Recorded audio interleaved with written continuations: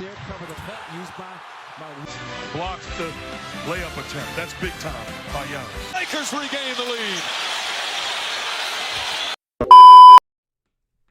What's up, YouTube? Franchise Sports TV back again with another video. I know I'm probably on the late show with this, but I gotta talk about John Morant. But before we talk about John Morant, how about you guys like, share, subscribe to the channel, and also comment down below. All four of those techniques will help boost this channel, will help make this channel grow. I'm trying to get to 1,000 by the end of the month. I know it's a far fetch, but at least try to get to 900, maybe even 1,000 by the end of the month, but certainly by April. But anyways, let's get to John Morant. As we already know what has been going on with John Morant, I'm even going to list out what happened with him. But I'm glad he finally is taking this as the first step to, I guess you could say, recovery. But it comes at a price. Not only just for him, but for his own team. So, some of you might know by now that he has entered a counseling program after all the incidents, but there's still no timetable for return. He's been gone for the past 10 days. Originally, it was supposed to be a 2-game suspension, but now it's gone down to who knows, basically, at this point. Let's see here.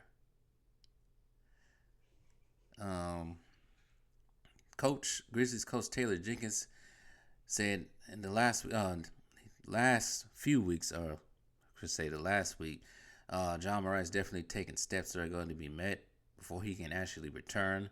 There's not really much more to elaborate on that, so we really don't know.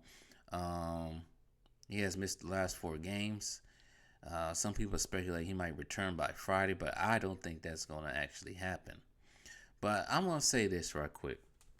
I think recently it came out that he is losing out on $40 million due to probably him not even making some of his incentives that are in his contract.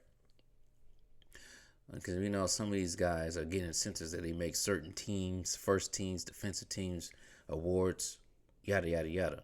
And I don't think he's he might make it, but I don't think he's going to make it.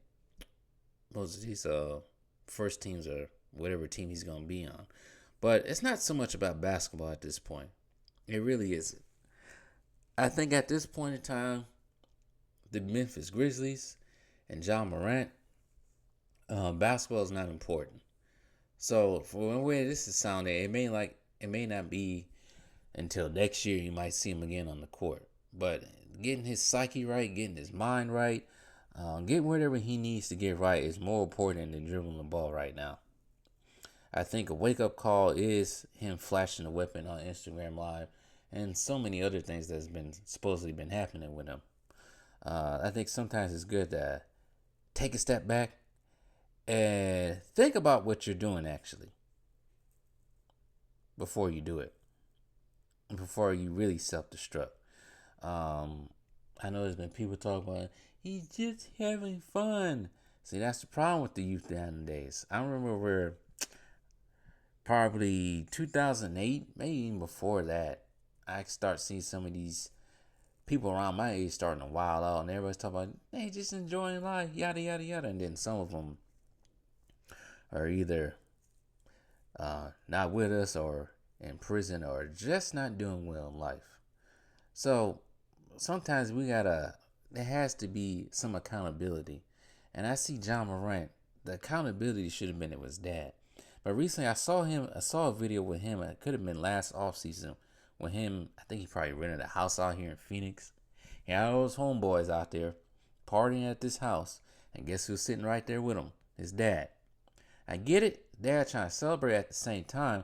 His dad actually has to be a dad and hold this guy accountable. Because all that partying and all that stuff, renting houses in different cities, that ain't going to last too long if your son keep getting more in trouble. So there has to be some type of accountability that has to be held by the father. Nobody else is going to do it. I don't care if he's 23, 24 years old. Most of the stuff that he's doing should have been done. Now trying to be a gamer, that stuff should have been in the past as a kid. Now the stakes are higher. Now you're in the NBA, you got people looking at you. Now he's probably lost that Powerade deal. And they got people taking pictures of you at strip clubs, doing whatever.